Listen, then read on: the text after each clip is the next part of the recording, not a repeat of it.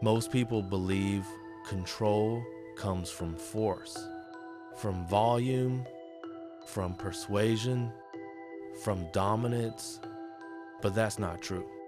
Real control doesn't announce itself. It doesn't chase attention. It doesn't explain.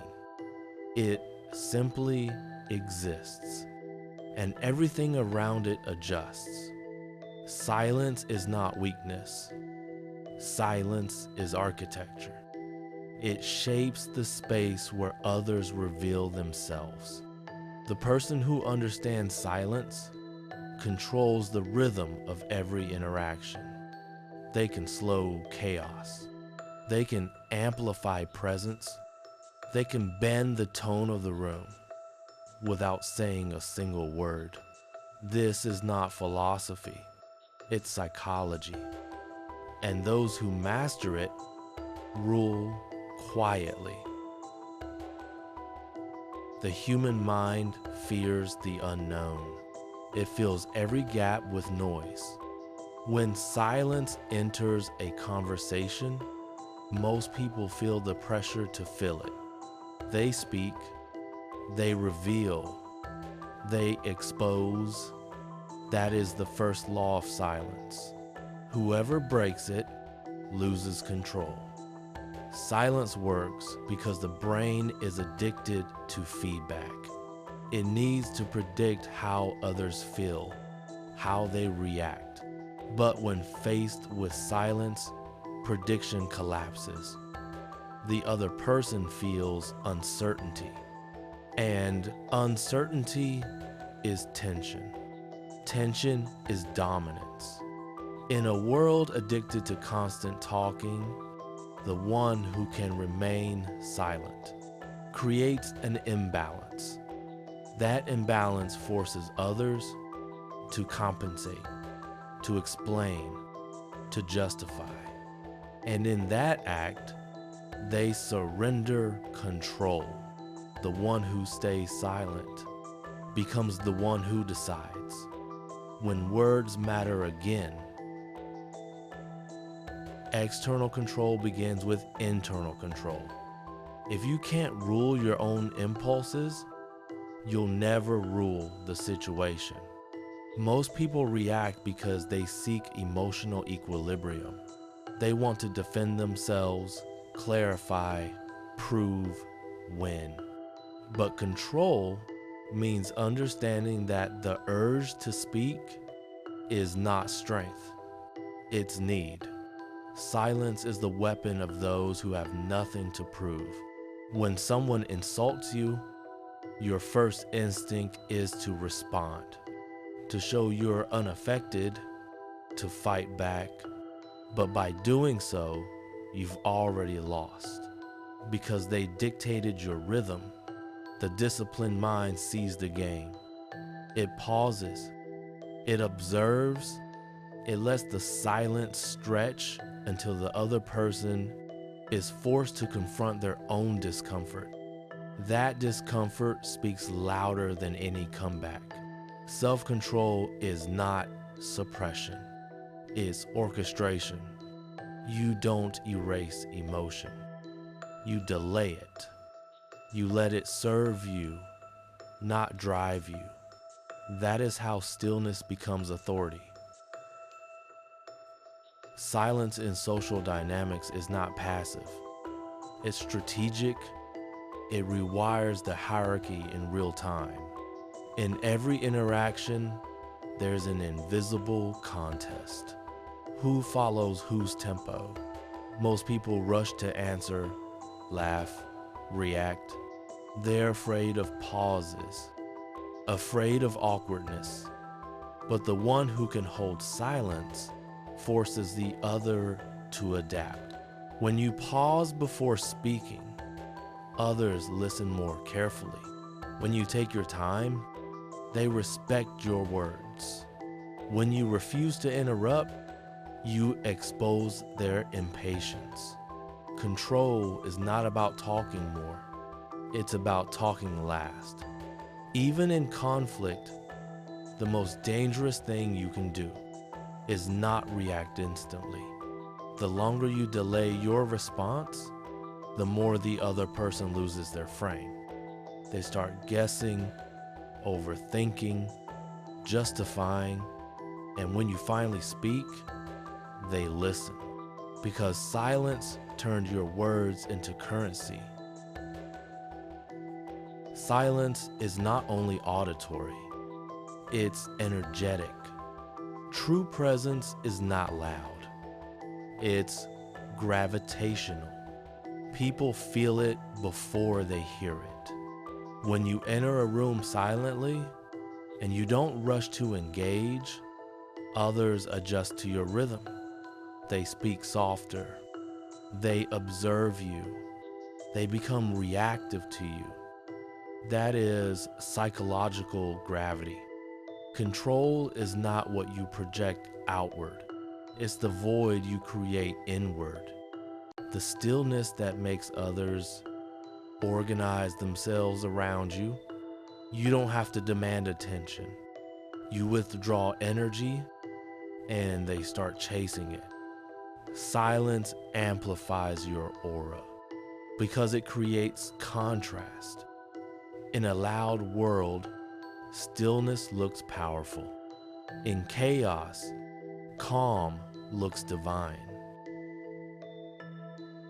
Every human interaction is a negotiation for perception.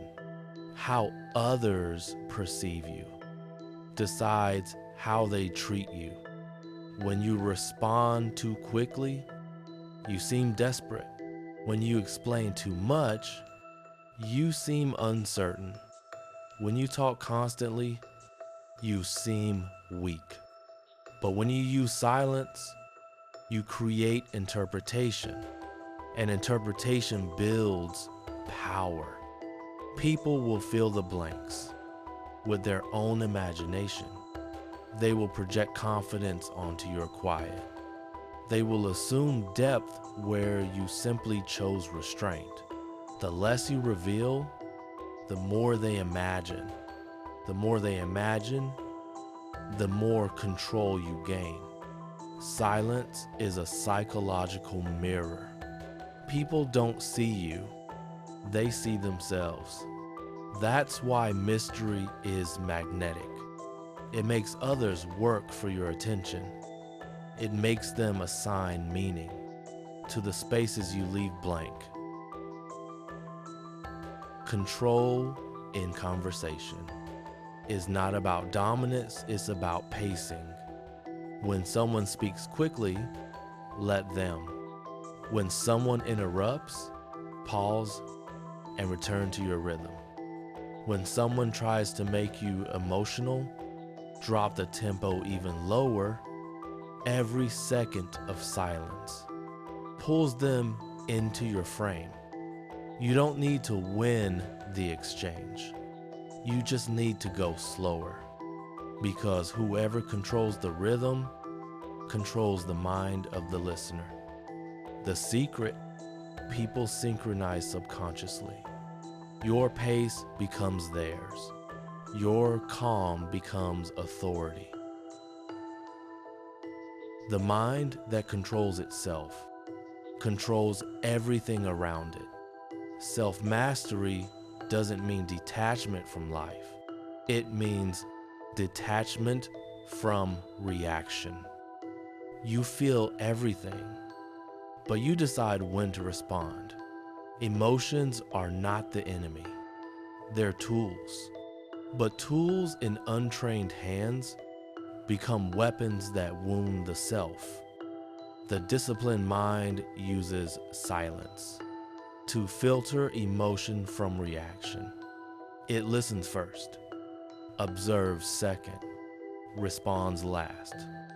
It's not cold, it's calculating, because awareness before action is control. Silence also governs connection. The person who is always available is easily ignored.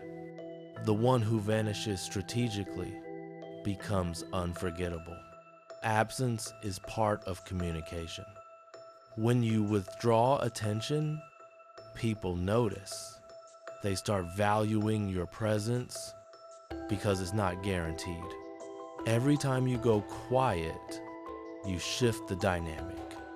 You remind others that you exist by choice, not by dependence. Control is not manipulation. It's clarity about what you will and won't give. Silence enforces that boundary better than any speech. True dominance is invisible. You don't assert it, you embody it. And silence is the body language of dominance. When you control your body, stillness, posture, breathing, you broadcast confidence that can't be faked. When you control your words, fewer, slower, heavier, you signal that every sound matters. When you control your reactions, no panic, no rush, you shift the balance of power permanently. People stop testing you. They start respecting you because silence says, I cannot be provoked. I decide the tempo. I define the room. That is the essence of quiet dominance. Force is obvious. Control is invisible. Force pushes. Control pulls. Force demands attention. Control commands it. The difference? Effort. Force burns energy to prove power. Control conserves energy to reveal it. When you use silence, you're not proving anything. You're waiting for others to reveal themselves. And they always do. The louder they get, the calmer you become. The more emotional they get, the slower you breathe. Soon they realize you're not playing the same game. You've already won because you never reacted. Emotions are currency. Every reaction spends some of your value. People who react to everything become emotionally bankrupt. Their words lose weight. Their energy feels scattered. But the silent, controlled individual spends emotions like a strategist. Every pause is a decision. Every word is investment. Every silence is profit. That's why you must protect your reactions. Because attention and emotion are your most valuable forms of energy. When you decide what deserves reaction, you decide what controls you. You can train silence the same way you train the body. Every day, choose one moment where you normally respond and don't. When someone interrupts, breathe instead of arguing. When someone challenges you, observe before replying. When you feel the need to explain yourself, let the silence hold your confidence. At first, it feels strange. Your ego wants to fill the void. But soon, you'll notice something. Others start respecting the void. They sense the restraint. They interpret it as strength. They adjust their tone, their timing, their respect. Silence teaches people how to treat you. In strategy, silence creates asymmetry. When people can't read you, they can't predict you. When they can't predict you, they can't control you. You become unpredictable, and unpredictability equals power. Use silence to control what others know. Speak only when information serves your intent. Every detail you reveal is a possible weapon against you. The powerful are not those who say more. They are those who say less, but every word lands like a strike. Control is not about domination over others. It's about domination over yourself, in the presence of others. The paradox is simple. The more you control yourself, the less you need to control anyone else. People submit naturally to calm authority because calmness signals understanding, and understanding is rare. Silence makes people feel seen, not overpowered. It invites respect, not resistance. That's the secret behind every true leader. Their control is quiet. Silence is powerful, but silence without intention becomes emptiness. You must know when to break it. Break silence when your words can shift the energy in the room. Break it when you've already observed enough. Break it when it serves clarity, not validation. When you finally speak, your words carry the weight of stillness. They cut through the noise. They end the conversation because silence prepared the battlefield. Silence is not the absence of power. It is the proof of it. Control is not the destruction of emotion. It's the mastery of direction. You cannot control the world. You can only control how you move within it. And when you do, the world adjusts. The loud are forgotten. The silent are remembered. Because silence doesn't fade. It echoes. Be the echo. Save this. Rewatch this. Become this.